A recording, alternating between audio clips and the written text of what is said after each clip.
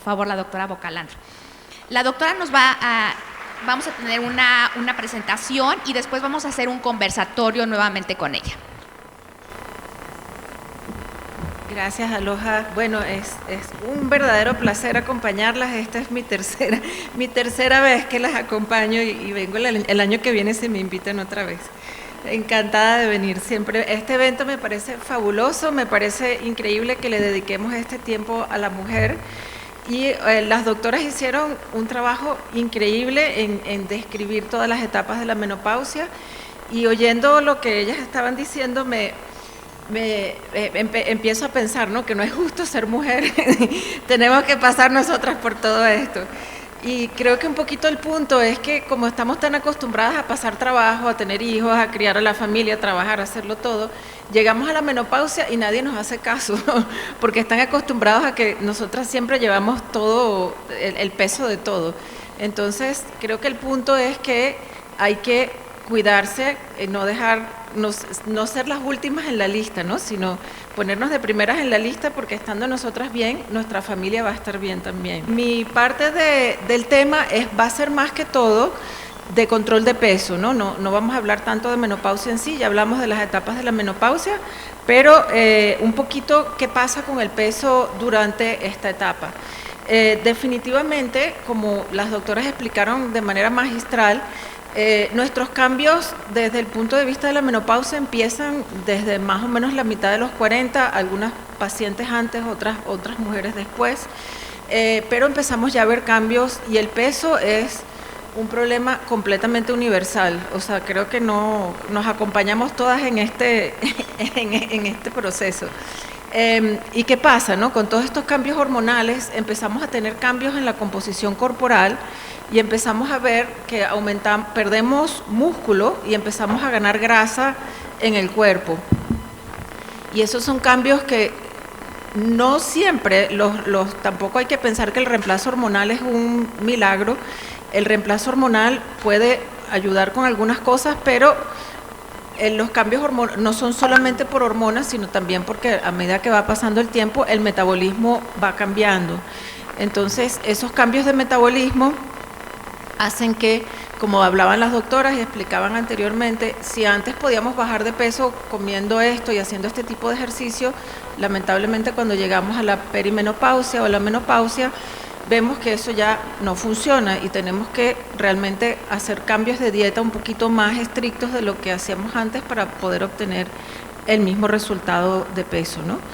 Entonces, es un tema frustrante, entendible, pero no es que no tiene solución. O sea, tenemos nosotras que tomar acción, así como tenemos que tomar acción en considerar el reemplazo hormonal, el estrógeno vaginal, todas las cosas que podemos utilizar para sentirnos bien.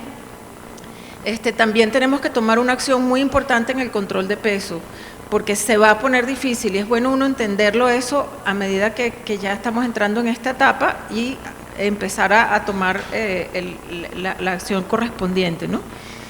Entonces, obviamente el peso tiene muchas implicaciones de salud, por eso es que no es solamente una cosa de que nos vamos a ver bien porque ya no me queda la ropa o cuestiones de vanidad, sino que es una cuestión realmente de salud. Entonces tenemos que hacer un esfuerzo porque nuestro peso se mantenga dentro de los límites normales de peso.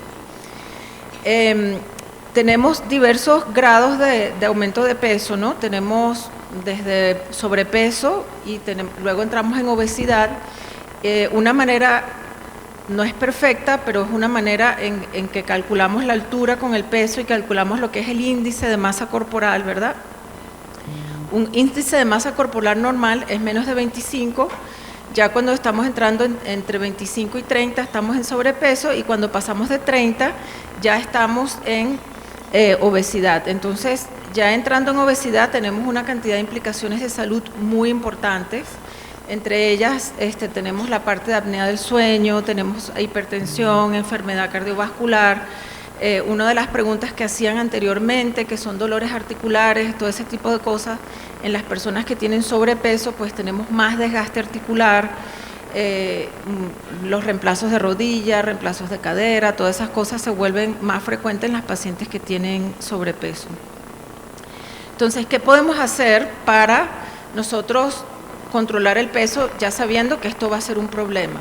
Lo primero es siempre, no importa cuántos medicamentos quieras tomar para bajar de peso, es siempre aprender cómo comer de manera sana y de manera correcta. Y la mayoría de las personas piensan que pueden hacer una dieta y bajar de peso y hacer ayuno intermitente o hacer cosas de esas, pero es realmente bien difícil uno saber cuánto tengo que comer para yo bajar de peso. Entonces, en ese momento, si tenemos alguna duda, es bien recomendable tener apoyo de un equipo de nutrición para ayudarnos a saber, mira, no es una dieta loca, sino que vamos a comer de manera sana, ¿no?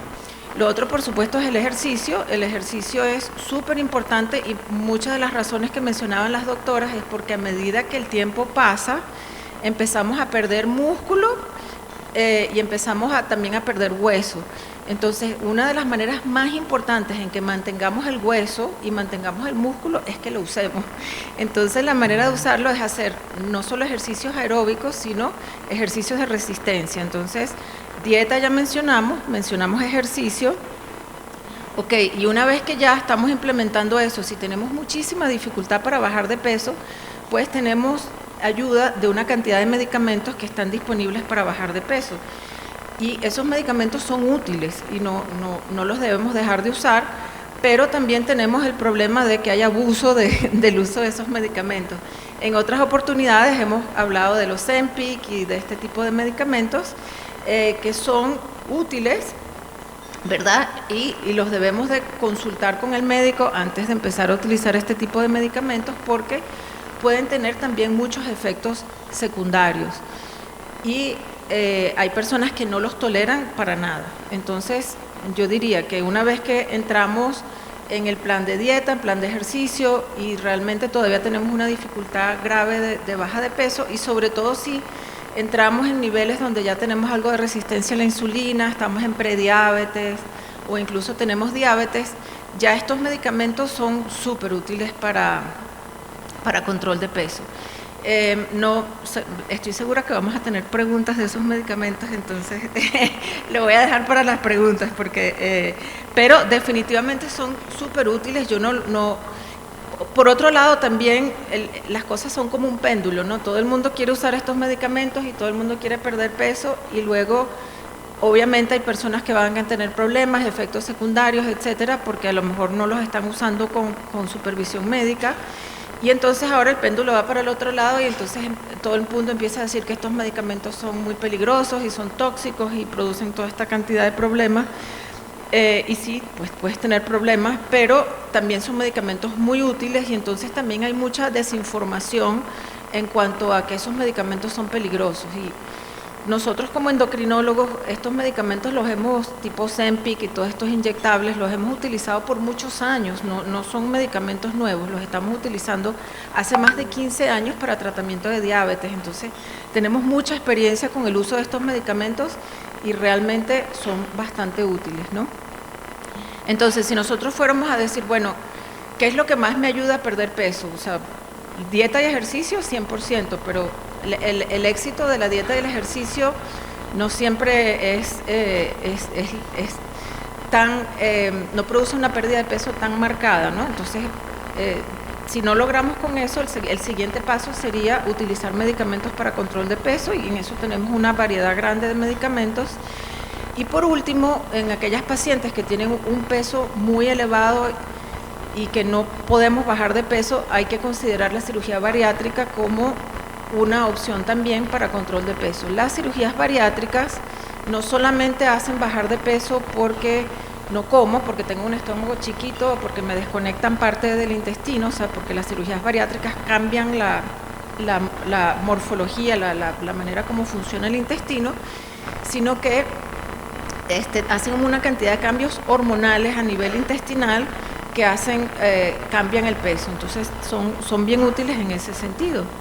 Entonces, bueno, eso es como una introducción un poquito rápida a peso que pasa durante la menopausia. Sabemos que el peso cambia, las cosas importantes que debemos empezar a considerar Y yo creo que vamos a seguir un poquito con las preguntas que teníamos pautadas y luego las preguntas de ustedes, que siempre son lo mejor de todo. Esta introducción que nos ha dado la doctora nos permite dar continuidad a todo lo que mencionaron Alejandra y María Fernanda. Justamente creo que se complementa muy bien la información, y para eso teníamos preguntas muy puntuales, como bien lo mencionó la doctora. Y las preguntas que nos planteamos fue justamente la pregunta de ¿por qué he subido tanto de peso? Esto es algo muy interesante.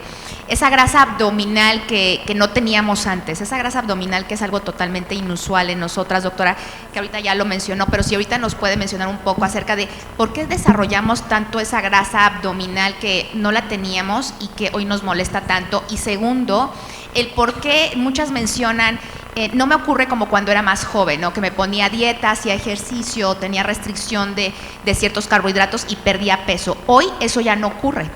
A pesar de que siga las mismas condiciones de dieta, a pesar de que haga ejercicio, incluso muchas mencionan, estoy comiendo prácticamente lechuga y no logro perder esa grasa abdominal. Si nos pudiera comentar acerca de esos dos puntos, doctora.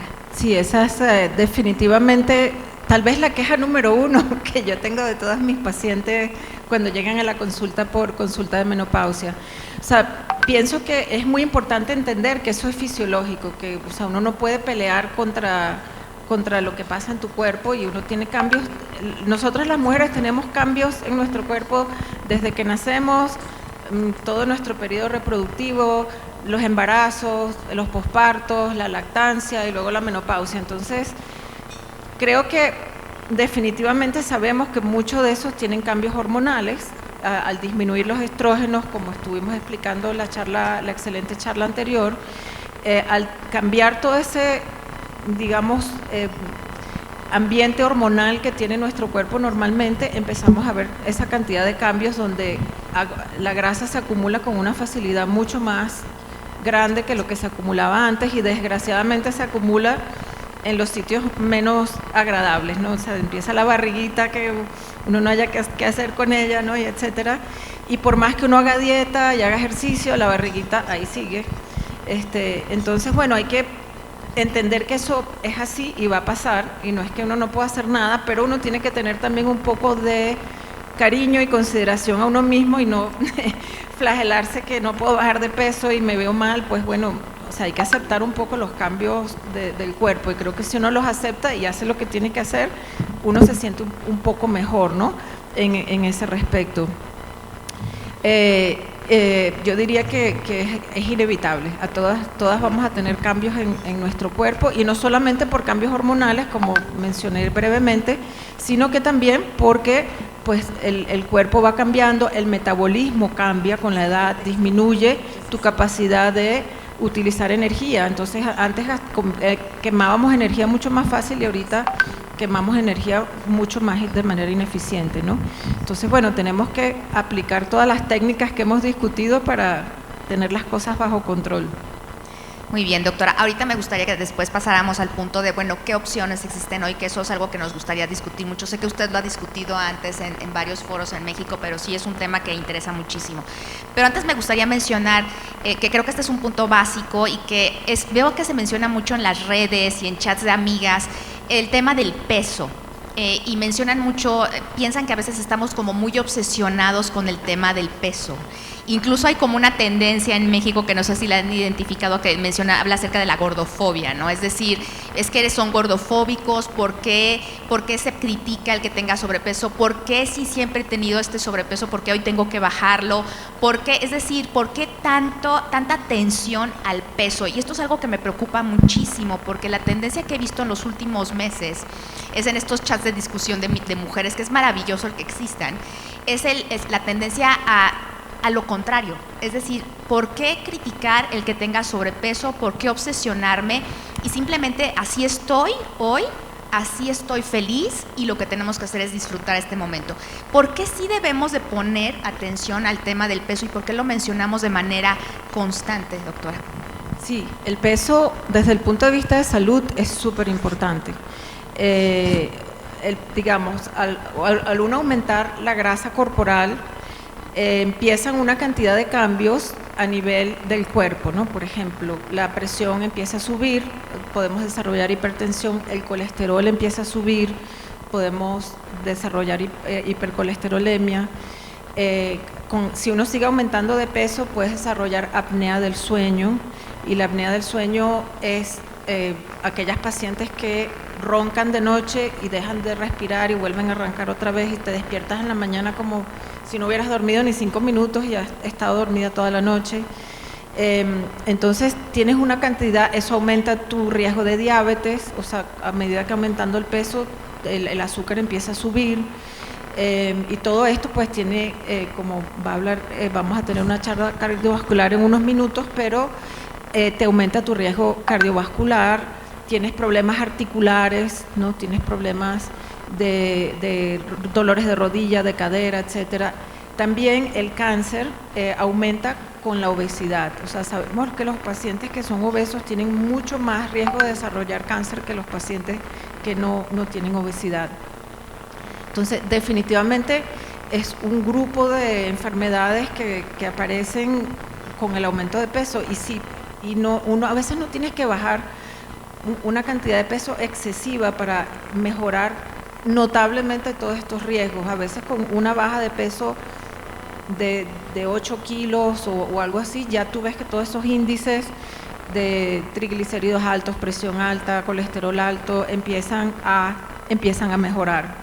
Entonces es muy importante. Claro, la otra parte también, que no hay que caer en el otro extremo, que es la parte de que yo no como nada porque no voy a subir de peso. Entonces también hay la parte psicológica de lo que es la anorexia, la bulimia, donde de repente las personas se obsesionan tanto con el peso, y eso más que todo es una enfermedad donde tienes un problema de imagen corporal, o sea, tú tienes un peso normal, pero tú te sientes que todavía tienes sobrepeso. Entonces eso crea un problema psiquiátrico donde las pacientes no comen nada, y si lo comen lo vomitan. Entonces eso también hay que tener salud mental, ¿no? Y entender que el peso es importante, pero hay que hacerlo de manera progresiva. O sea, las dietas rápidas donde uno pierde 3 kilos por semana o 4 kilos por semana no son sanas ni son sostenibles en el tiempo.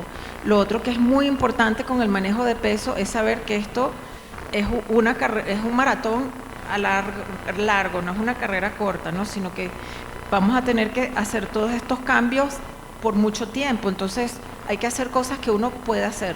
Uno siempre dice que la mejor dieta es la que tú vas a hacer. O sea, si te ponemos una dieta que no te gusta, no la vas a hacer y no sirve, pues no funciona. Entonces, a veces es mejor hacer unos cambios alimenticios un poco más conservadores, que a lo mejor uno no pierde peso tan rápidamente, pero vas a comer sano por mucho tiempo. Entonces, eso es bien importante también.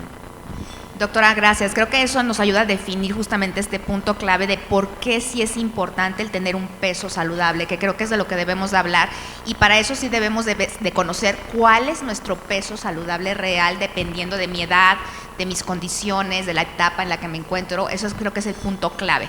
Si yo me salgo de ese rango, tengo sobrepeso. O sea, no hay más opción. Y eso no es saludable. Y creo que con eso logramos definir este punto que es muy, muy importante. Entonces, algo que yo siempre les comento a personas de mi generación y más jóvenes, les comento, nunca lleguen a los 50 años con ese peso que les sobra, porque a partir de ese momento va a ser muy difícil verdaderamente el perderlo. Creo que eso es algo súper importante. Ahora bien, otro punto, doctora, que nos interesa, hoy existen, como menciona usted, muchas opciones, es decir, cómo bajo de peso, cómo logro, porque sé que este sobrepeso me añade factores de riesgo para desarrollar otro tipo de enfermedades que vamos a tocar más adelante.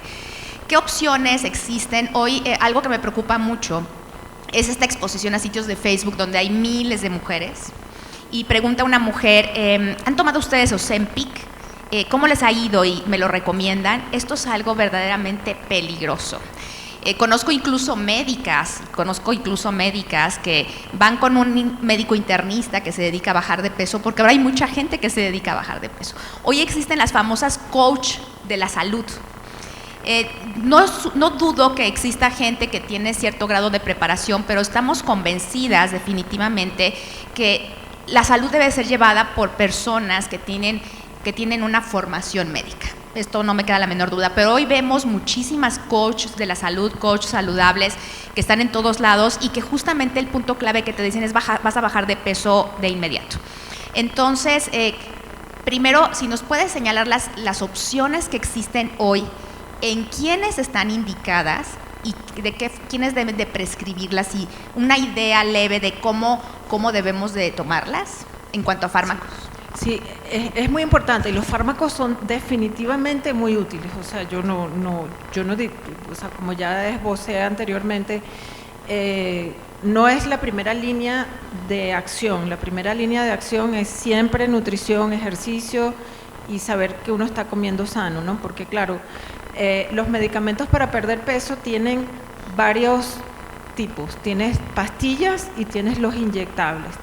La mayoría de las pastillas que tenemos para perder peso, lo único que hacen es suprimir el apetito, te quitan el hambre. Entonces tienes desde combinaciones de fentermina con antidepresivos, diversos medicamentos que básicamente te quitan la ansiedad de comer y ayudan. O sea, la gente pierde peso con esos medicamentos, ¿no?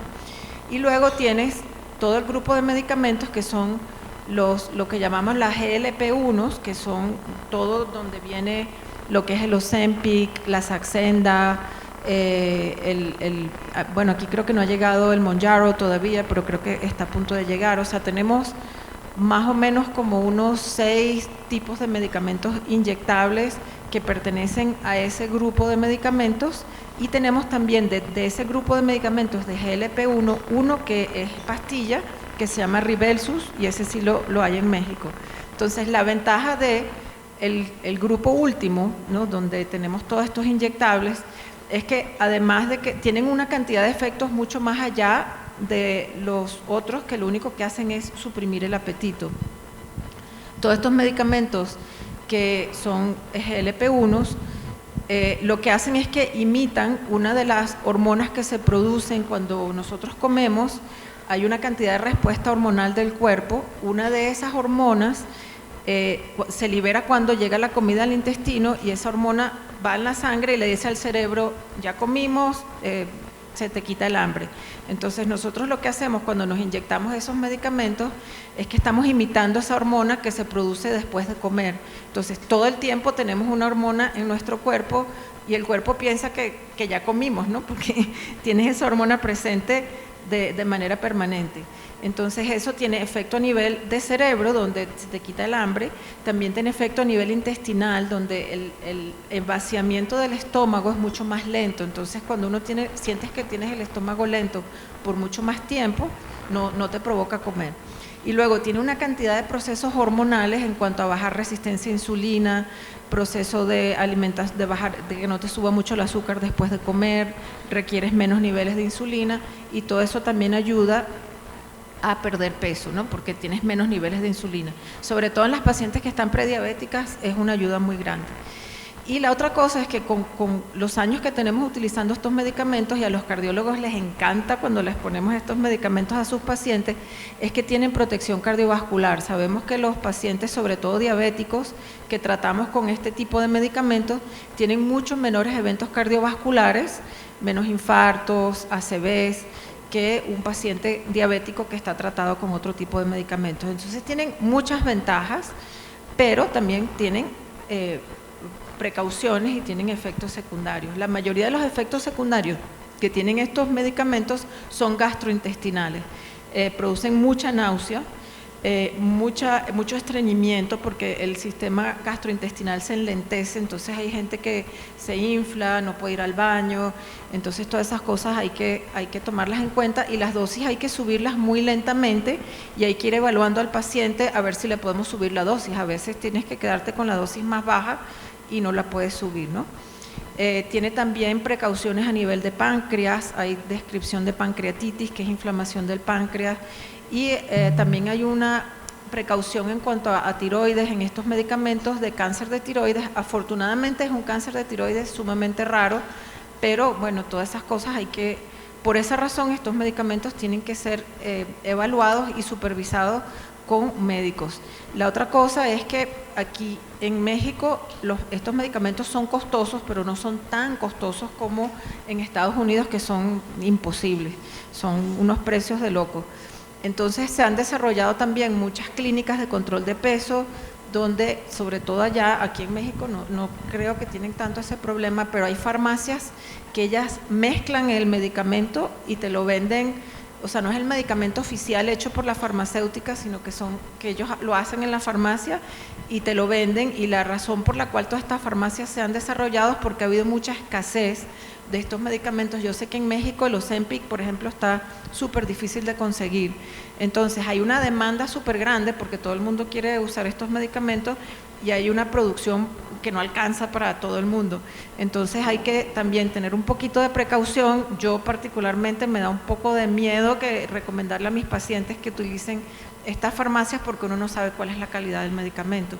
Entonces, bueno, es preferible utilizar el medicamento original y no medicamento compuesto en las farmacias. Entonces, definitivamente esos medicamentos son útiles.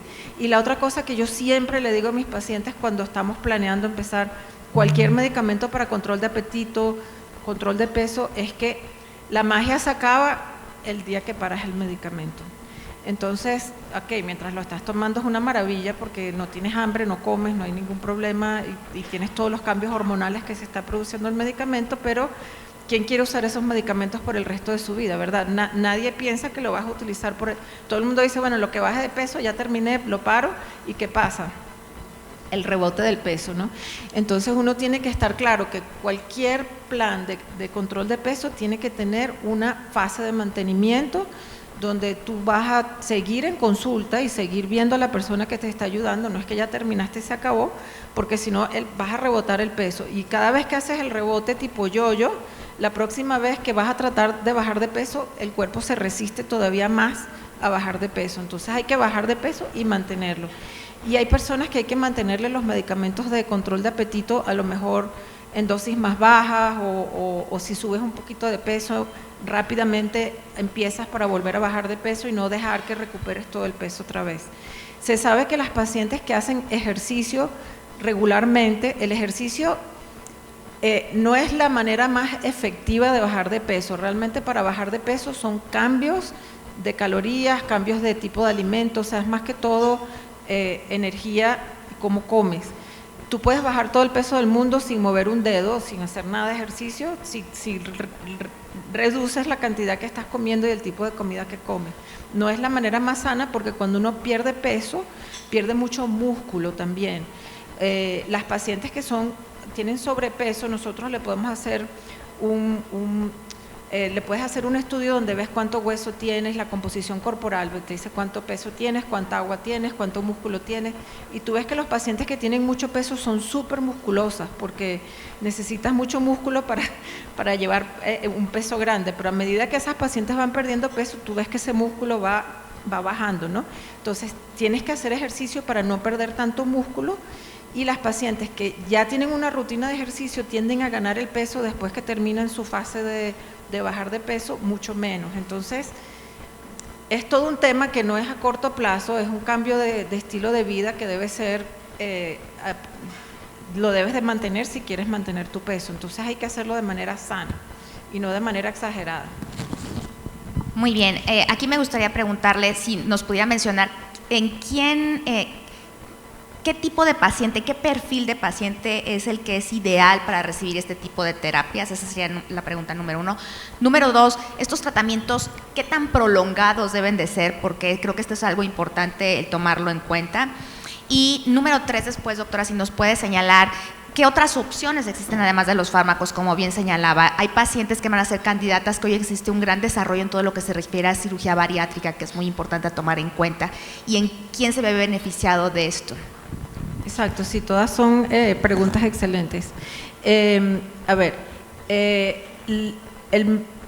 la terapia de medicamento para perder de peso, yo diría que siempre yo recomiendo primero ejercicio, primero dieta. Si tú logras bajar peso sin utilizar, adicionar los medicamentos, siempre es preferible. Ahora, existen y son útiles, entonces tampoco hay que tenerle miedo a no voy a tomar nada porque me voy a volver dependiente o lo que sea de los medicamentos. O sea, pienso que es una herramienta útil, sobre todo si estás en prediabetes, o sea, el azúcar ya está un poquito por encima de lo normal, pero no ha llegado al nivel de azúcar de diabetes, estos medicamentos son sumamente útiles porque recuerden que todos estos inyectables, los GLP-1, son medicamentos que originalmente se desarrollaron para tratar diabetes. Entonces, te va a ayudar a bajar el azúcar de manera muy buena y sabemos que al bajar el azúcar a niveles normales, te quitas un montón de problemas de salud que vienen con el azúcar elevada. Entonces, yo diría que las pacientes ideales para utilizar este tipo de medicamentos son aquellas que tienen diabetes o prediabetes. Pero estos medicamentos están también aprobados para control de peso en pacientes que no tienen diabetes. Y son seguros, no, hay gente que le da miedo porque dice, me va a bajar el azúcar si me pongo esto. No producen bajones de azúcar ni hipoglicemia. Esos medicamentos los puedes utilizar con seguridad. Ahora, ¿cuán largo es el tratamiento?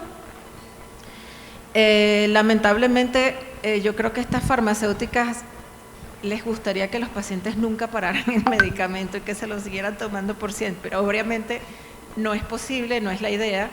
Pero un poquito lo que estábamos comentando, uno definitivamente puedes utilizar el medicamento a dosis que te estén permitiendo perder peso. Una vez que llegas al peso, al objetivo de peso que se ha establecido, ¿no?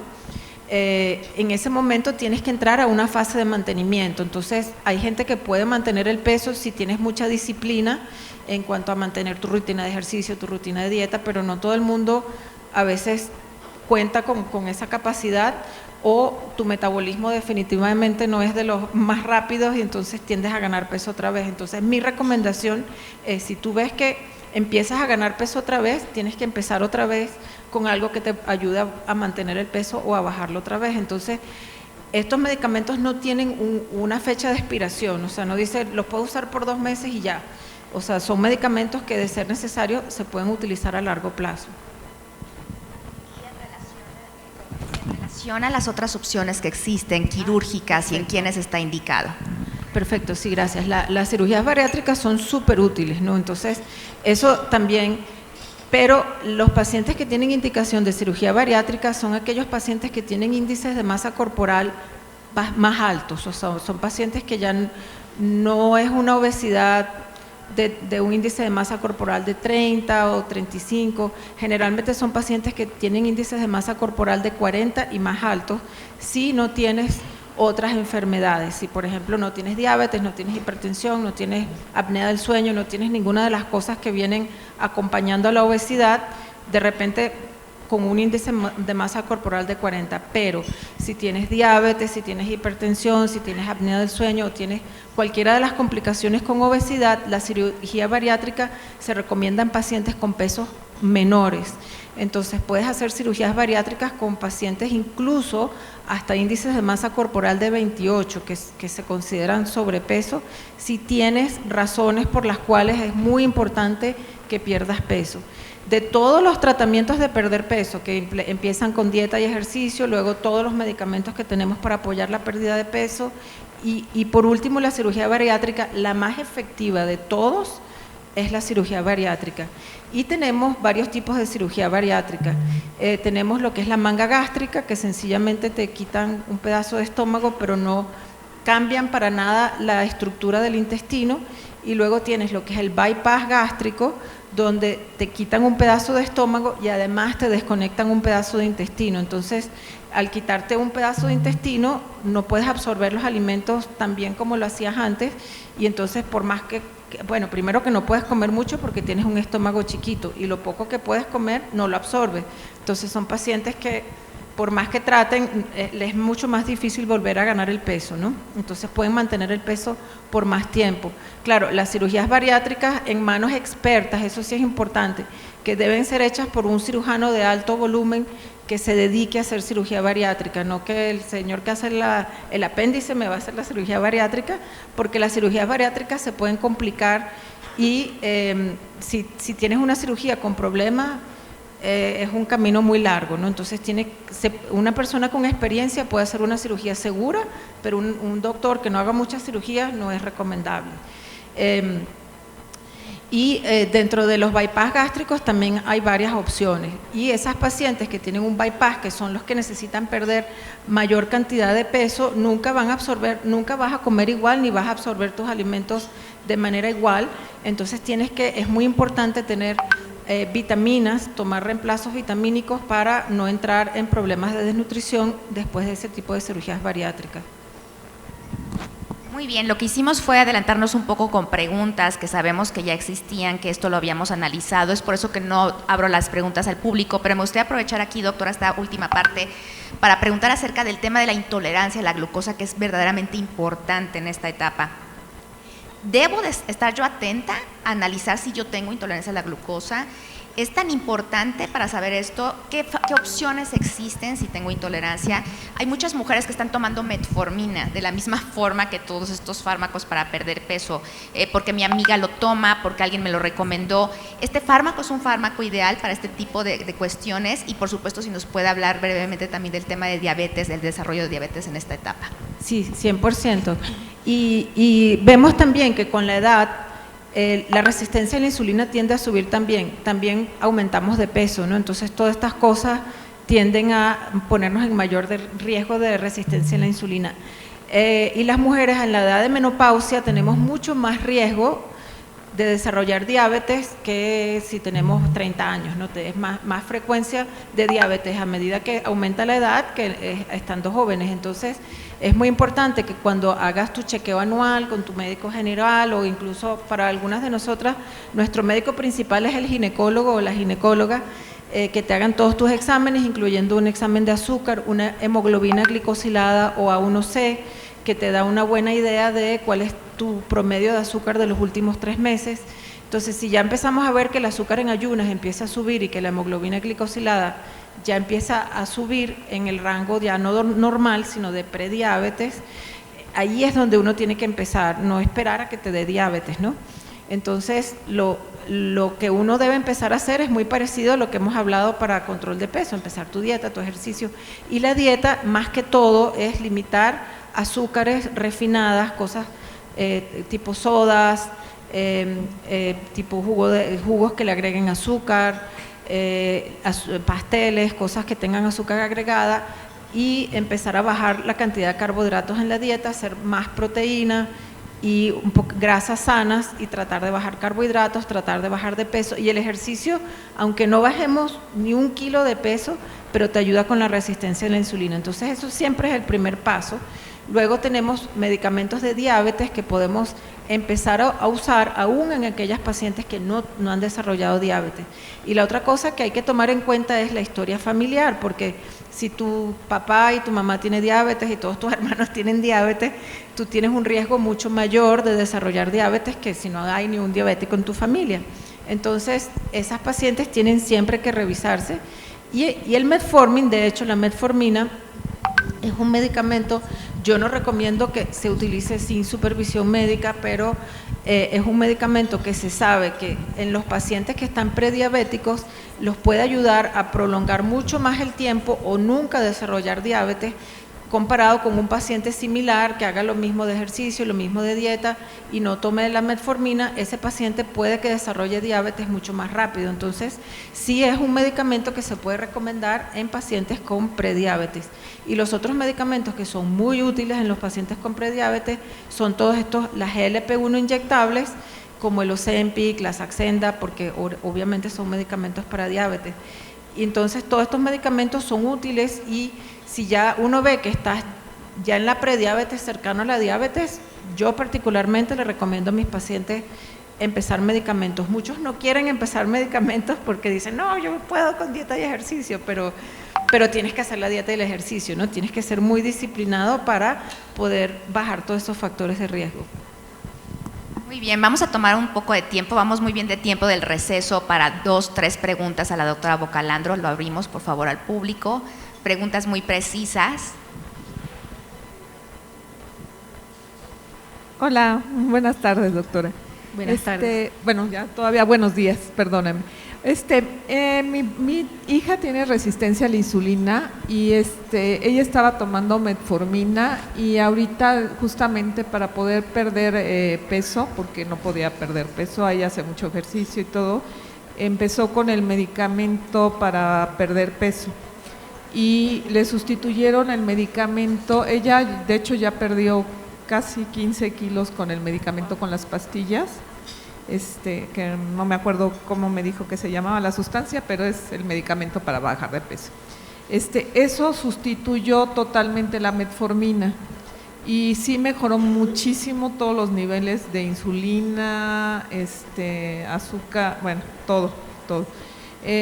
Me preocupa justamente lo que decía, en el momento en que ahorita ya está en la dosis más baja, porque bueno, sí se la fueron subiendo y ahorita redujo la dosis. Me preocupa justamente en el momento en que suspenda el medicamento, porque me imagino que no puede ser por siempre el medicamento, como dice, el que vuelva a tener hambre, que vuelva a comer pues normal, ¿no? A ella también le preocupa mucho, ¿no? Porque ahorita pues dice, sí, ya bajé 15 kilos, súper bien, gracias, pero ¿qué va a pasar cuando ya no tome el medicamento y me vuelva a dar hambre? Porque ahorita pues sí, claro, está feliz, no le da hambre, no come todo. Y el hecho de, ¿se vuelve a sustituir por la metformina? O sea, ¿qué es lo que pasa cuando suspenden este medicamento y qué hacen? ¿Vuelven a dar la metformina? Sí, excelente pregunta. Ahí es donde es bien importante que tengas un doctor, un médico trabajando contigo, ¿no? O sea, porque todas esas decisiones se van a ir tomando a medida que veamos cómo está todo. No hay un protocolo que diga se hace esto exactamente, ¿no? Sino porque cada paciente también es distinto. Hay personas que hacen unos cambios de vida increíbles y se dedican a hacer ejercicio 3 horas diarias y son capaces de comer cantidades muy pequeñas de alimentos, pero eso no es necesariamente lo más fácil, ¿no? Entonces creo que en ese sentido hay que ir tanteando el terreno y estar muy atento. Si ves que, ok, de repente podemos parar el medicamento por un tiempo, pero el peso empieza a subir otra vez, probablemente va a tener que empezar, aunque sea por tiempos cortos, el medicamento. Y a veces le digo a los pacientes, bueno, póngale, usted se va de vacaciones y las vacaciones se nos echa a perder todo porque uno come y bebe y de repente en esos periodos que tú sabes que tienes alto riesgo de ganar peso, a lo mejor te pones el medicamento temporalmente. Por ejemplo, vienen Navidades y ahí todo el mundo viene con 5 kilos de más en enero, pues empezando 1 de diciembre, a lo mejor empieza la prevención. Entonces, digamos, no hay un protocolo exacto, pero hay que estar encima. O sea, la obesidad y el aumento, las personas que son obesas, esto es una enfermedad crónica, o sea, no es algo que va a desaparecer. Tienes la tendencia a subir de peso, eso no va a desaparecer. Tu metabolismo no va a mejorar porque tomaste el medicamento para perder peso. Entonces, la obesidad hay que tratarla igual que tratas la hipertensión, que tratas la diabetes. O sea, no debe tener un estigma asociado a eso, sino que es sencillamente una enfermedad crónica y como enfermedad crónica uno siempre tiene que estar encima de ella. Sí, creo que ese punto a mí me llamó mucho la atención, el comentario de empieza a comer normal. Cuando decimos va a dejar los fármacos y entonces estos que le quitan el apetito y va a empezar a comer normal.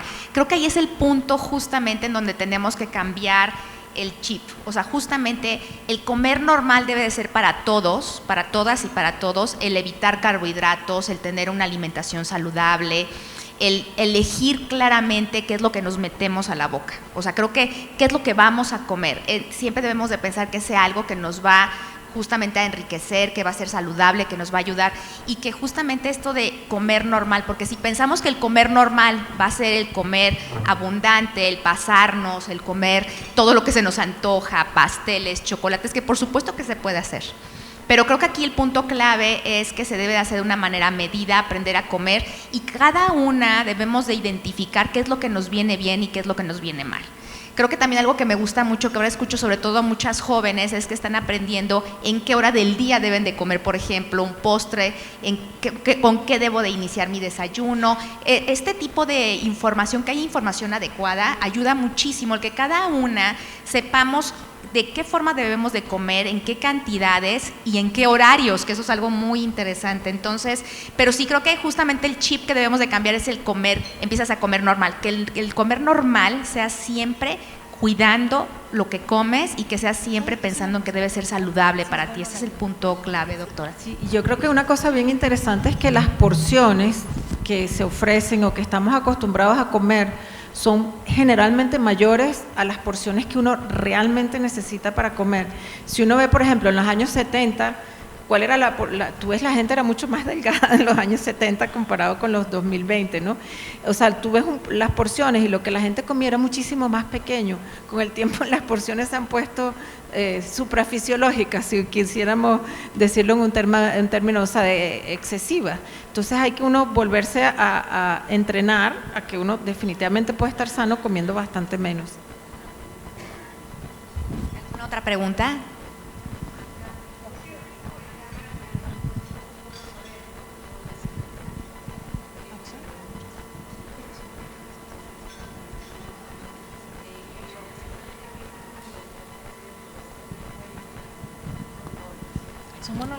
Si la pregunta es con qué frecuencia hay que hacer estudios para saber si uno está en riesgo de diabetes. Yo pienso que mínimo uno debe hacerse un chequeo médico una vez al año, como mínimo. Y para algunas de nosotras, tu médico principal es tu ginecólogo o tu ginecóloga, y a veces no vas a ver a más nadie. Entonces, puedes aprovechar en esa consulta para pedirle que por favor te hagan un perfil completo donde incluyan azúcar en ayunas, una hemoglobina glicosilada definitivamente es muy útil, un perfil lipídico, una hematología completa, y muchas veces uno ya viendo todos esos exámenes en conjunto, tú puedes decirle al paciente, mira, estos exámenes se están viendo como que tienes lo que uno llama riesgo metabólico, o sea, tienes riesgo de desarrollar una prediabetes, una diabetes, y ahí es el momento en que uno debe empezar. Incluso hay mucha gente que tiene diabetes y pasas años con diabetes porque nunca fuiste al médico y no tienes la diabetes no siempre da síntomas.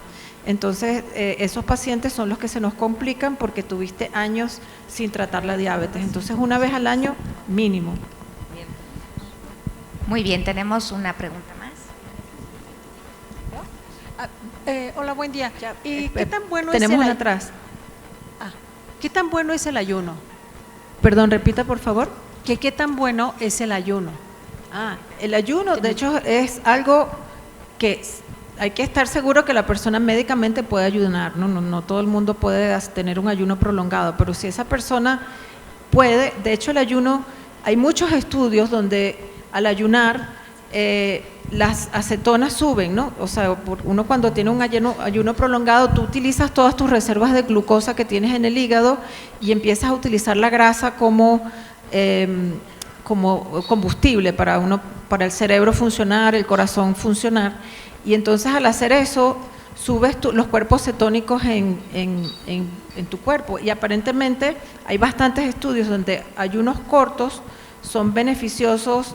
Eso es lo que hacen el ayuno intermitente, y ayunos más largos, que pueden ser ayunos de varios días, claro, te vas a hidratar, no es que no vas a dejar de tomar líquido, pero bajas las calorías a un punto muy bajo, manteniendo una buena hidratación. Aparentemente tiene una cantidad de beneficios para la salud, pero de nuevo, no es que recomiendo que todo el mundo vaya a ayunar, sino que hay que estar seguro que las personas que médicamente lo pueden hacer es algo positivo. Ver bien cuál es la causa de hipoglicemia. Hay varias razones por las cuales las pacientes hacen hipoglicemia, pero la más común de todas es lo que uno llama la hipoglicemia reactiva. Y esa generalmente pasa cuando uno come una comida muy alta en carbohidratos, un pastel, una cosa que tenga azúcar, y el páncreas de esa persona es como un poquito excesivo. Entonces, en vez de producir la cantidad de insulina que tú necesitas, produce de más.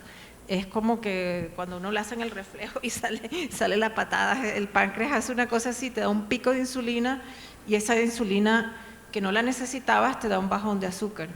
Entonces, eso se puede evaluar. Realmente para mí la mejor manera de ver qué es lo que está pasando es utilizar un sensor de glucosa, que aquí lo consiguen en México, y llevar un diario bien de qué es lo que comes y qué es lo que te causa la hipoglicemia. Y muchas veces los pacientes los podemos mejorar cuando nos damos cuenta que las hipoglicemias pasan después de una comida alta en carbohidratos. Tienen que tener una dieta muy especial donde tienen que comer alta proteína, alta grasa y luego carbohidratos complejos, y tienen que evitar los carbohidratos simples. Eso hace que los picos de azúcar no sean muy altos y los picos de insulina tampoco. Entonces, la mayoría de las veces los podemos tratar con manejo nutricional. No sé si ese ha sido el caso, y si eso no funciona, bueno, hay que ya empezar a buscar otras razones. Y sí puede ser un preludio a la diabetes. Entonces hay que ver cómo están las azúcares, ver cómo está la hemoglobina glicosilada y tratar de manera acorde. Muy bien, como pueden ver, bueno, son temas que son complejos. Es por eso que yo insisto, es muy importante el que no un tratamiento es igual para todas, es decir, no podemos compartir información de amigas o de personas en chats o en sitios de Instagram. Eso es algo de mucho cuidado. Cada una es un ser muy particular y cada una es el manejo completamente distinto. Por la complejidad de los temas también, insisto, es muy importante ser muy cuidadoso y acudir con médicos, médicas certificadas. Esto es algo muy importante, y ser muy cuidadoso con todo este tema de los coaches de salud y todo esto, porque son verdaderamente temas muy complejos que sí requieren de tener un conocimiento médico, es algo indispensable.